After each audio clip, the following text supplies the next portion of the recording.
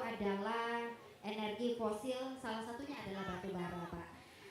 Saya dapat kopi sambil minum boleh ya? Boleh. Ini tulisan. Silakan. Pendapatan dari batu bara itu tentunya juga penting ya Pak ya. Tapi Pak masih ada side effect-nya, masih ada efek sampingnya apalagi di lingkungan ya. Tapi Pak Anies, kalau saya desak Bapak untuk jawab saat ini juga, tapi setelah hirup kopi ya. Setelah hirup kopi, menurut Bapak solusi apa yang akan Bapak upayakan agar batu bara ini tetap menghasilkan keuntungan namun Pak lingkungan tetap terjaga? Ya. Satu, tentang batu baranya sendiri menurut saya harus ada sistem bagi hasil yang lebih adil sehingga masyarakat di sini bisa mendapatkan yang setara. Satu.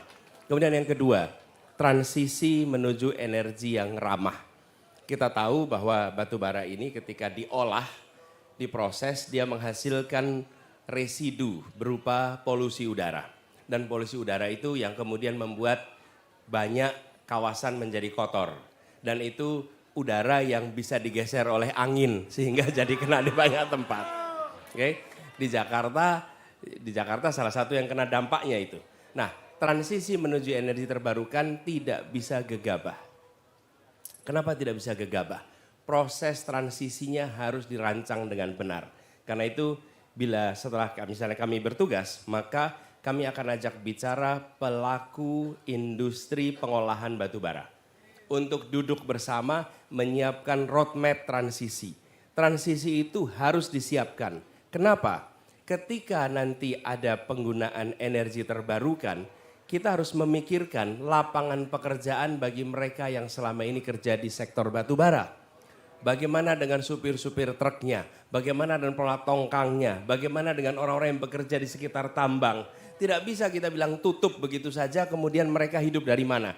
Transisi itu harus dipikirkan. Bukan hanya soal lingkungannya, mereka yang bekerja di sektor pertambangannya. Yang kedua, pergeseran kepada energi terbarukan itu perlu alternatif pengganti yang perlu waktu. Jadi roadmap-nya disusun dengan benar. Karena itu saya berharap Universitas Mula Warman menjadi salah satu pusat untuk kita berbicara tentang transisi energi terbarukan. Jadi proses perpindahannya itu tidak membuat penderitaan bagi mereka yang berada di sektor ini. Yang kedua, terjadinya perpindahan itu dirancang dengan benar. Kita salah satu produsen terbanyak batu bara. Jadi ketika kita bergeser ke sana harus ada proses pergantian yang benar. Nah, kami melihat urutannya seperti itu. Harapannya nanti setelah ada proses ini, maka kita akan punya sumber energi terbarukan yang sesungguhnya. Dan itu mengingatkan pada ini seperti ini. Ini salah satu figur idola sejak saya masih sekolah dulu. Namanya Profesor Emil Salim. Oke, Pak Emil Salim ini adalah seorang pribadi yang saya sepemahaman. Ketika saya kuliah dulu, saya sempat menulis sebuah paper. Judulnya kira-kira begini, bagaimana ekonomi dan ekologi berjalan bersama. Karena ekonomi dan ekologi berasal dari akar kata yang sama. Oikos nomos dan oikos logos. Dua-duanya tentang bagaimana kehidupan keluarga, rumah tangga itu bisa maju. Nah, jangan sampai ekonomi dan ekologi tidak sejalan. Nah, mengembalikan ini salah satu bukunya. Kebetulan saya dapat, nah ini lain kali kalau dapat buku minta tanda tangan ya. Nah, ini buku ini saya dapat dari Pak Emil Salim dan bukunya ada tanda tangannya di sini. Terlihat sudah lama ya Pak ya bukunya. Oh ya, udah berwarna ya bukunya ya.